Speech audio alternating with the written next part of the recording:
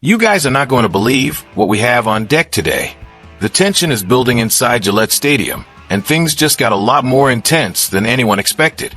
We have got an absolute firestorm dividing the locker room, a massive medical update that could flip our season on its head, and a potential trade move that has the rest of the league looking over their shoulders. Are we actually ready for what is coming next? Sit tight, hit that like button, and let's get right into the news. We are pushing for that 1,000 subscriber mark, Pats Nation.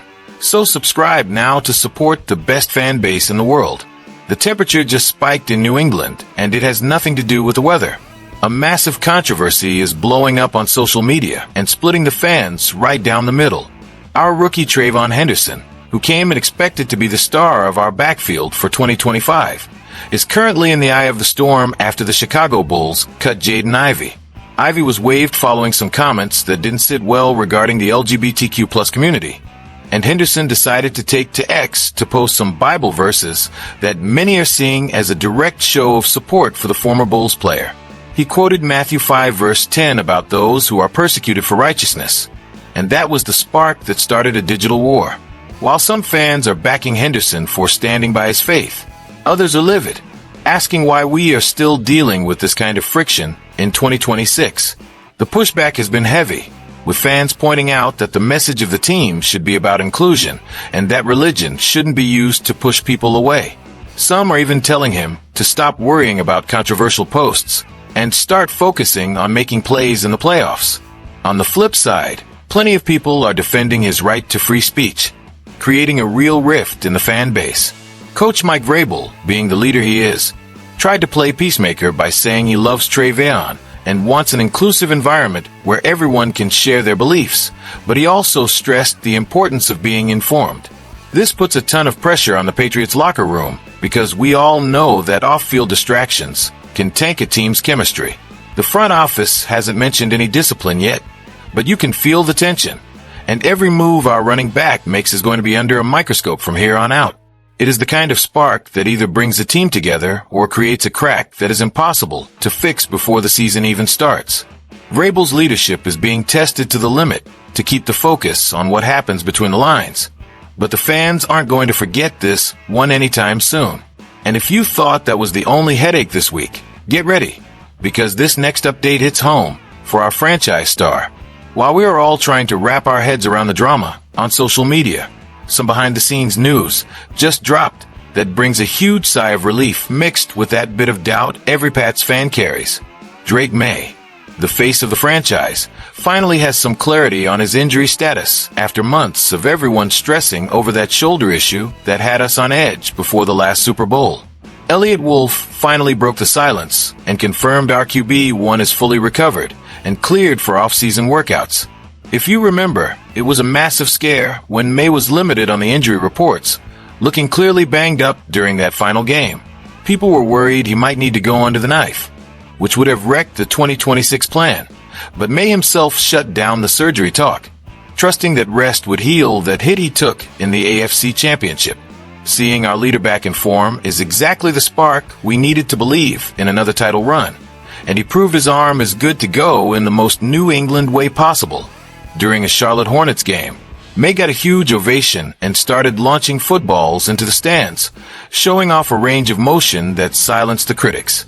Beyond the talent on the field, Drake and his wife and Michael are showing they have hearts of gold too, launching the Maidi Family Foundation to help out families in need. That kind of character only makes his bond with the city stronger, but the real story is his development under Josh McDaniels. Since he doesn't need a long rehab, he can spend all spring refining his chemistry with our new offensive weapons.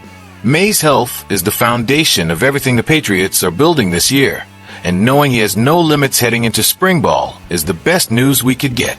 But for a quarterback to really go off, he needs elite weapons around him, and the front office looks like they have found a big name on the market who could take this receiving core to a whole different level. The search for a true deep threat just took a fascinating turn now that Deebo Samuel has emerged as the perfect target to fill the void left by Stephon Diggs. Bringing in Romeo Dew was a solid move to get some youth in the room. But let's be real, most analysts see Dew as a great number 2 guy rather than the game changer who demands double teams. That is where the strategic mind of Josh McDaniels comes in. The Patriots offensive coordinator has a legendary track record of turning versatile players into absolute weapons, and Deebo Samuel is the ultimate Swiss Army knife.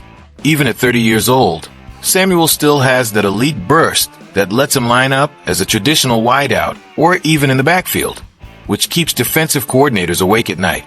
Just imagine the damage he could do taking short passes from Drake May and turning them into massive gains after the catch, just like he did with the Commanders and the Niners.